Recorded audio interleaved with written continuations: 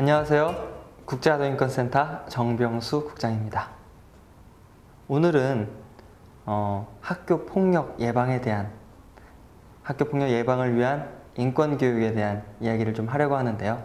그 첫 번째로 감정에 대한 얘기를 좀 시작하려고 합니다. 학교폭력 예방에 무슨 감정 얘기라고 생각하시겠지만요. 사실 이 감정은 참 중요합니다. 여러분들 지금 어떤 기분이신가요? 한번 말씀해 주시겠어요? 기쁘다, 슬프다, 화난다, 짜증난다, 괴롭다. 우리는 수많은 감정을 느끼고 살아가고 있습니다. 그거 아시죠? 남자들은 삐진 것과 화난 것을 잘 구별 못합니다. 물론 모든 남자가 그런 것은 아니겠죠. 하지만 상대적으로 여성이 감정에 대해서는 변별력이 더 뛰어납니다. 왜 이런 일이 있을까요? 특히 한국 사회에서는 남성, 여성이라는 성 고정관념 때문에 이 감정을 표현하는 것에 대해서 다른 피드백을 받게 되는데요. 저 같은 경우도 제가 처음 상담이라는 것을 공부했을 때 제가 느끼는 감정을 이야기해 보라고 했을 때 크게 한 4-5가지 말고는 얘기를 못 하겠더라고요. 이렇듯 우리는 내가 어떤 감정과 어떤 기분인지를 잘 모를 때가 많습니다. 그럼 이런 감정이 어떤지 잘 모르면 어떤 문제가 생길까요? 감정이라고 하는 것은요, 어떤 현상이나 사건을 접했을 때 내 마음에서 일어나는 느낌과 기분을 이야기합니다. 근데 이 감정을 내가 잘 인식하지 못한다는 것은요, 내가 어떤 사건이나 현상을 접했을 때, 어떤 것을 경험하게 됐을 때 그 경험에 대해서 제대로 소화하지 못한 것을 의미하기도 합니다. 우리가 어떠한 현상이나 사건을 접하게 되면은 그거에 대한 감정을 느끼게 되고, 그리고 그거에 따라서 우리가 반응을 보이게 됩니다. 행동하게 되죠. 그런데 이 감정에 따라서 우리의 행동 양상은 달라집니다. 그런데 감정이라고 하는 것은 방향성이 있다는 것 기억하셔야 되는데요. 예를 들면 시험 점수를 망쳤어요. 시험을 못 봐서 기대했던 것만큼 성적을 못 받았을 때 우리는 어떤 감정을 느끼게 될까요? 좌절이겠죠. 실망이겠죠. 자, 그럼 이 좌절과 실망을 방향성을 가지고 바깥으로 표현해 본다고 한번 해보죠. 어떻게 표현하시겠어요? 소리를 치고 발을 동동 구르고 때로는 짜증을 내고 욕도 할 수도 있겠죠. 화도 낼 수 있겠죠. 이런 것을 우리가 감정을 외향적으로 표현한다고 합니다. 그럼 반면에 이 감정을 시험을 망쳐서 짜증나고 화나는 것을 내 안으로 그 방향을 나에게로 쏠리게 했을 때 어떻게 할까요? 그래, 네가 할 줄 아는 게 뭐가 있겠어. 네가 그래 해봤자지. 자꾸 이런 생각을 하다 보면은 우울해지고 무기력해집니다.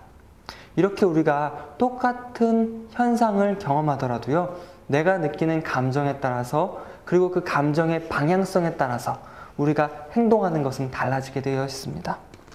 우리가 학교폭력이라는 것을 얘기할 때도요, 학교폭력을 얘기할 때 꼭 누군가가 누구를 때리고 괴롭히는 것만 있는 게 아닙니다. 내가 나 자신을 때리고 괴롭히는 것도 또 하나의 폭력입니다. 그래서요, 오늘 우리가 꼭 기억해야 될 것은 이 느끼는 감정에 따라서 행동을 하게 되는데 내가 느끼는 감정을 잘 인식하고 적절하게 표현할 줄 알아야 된다는 겁니다.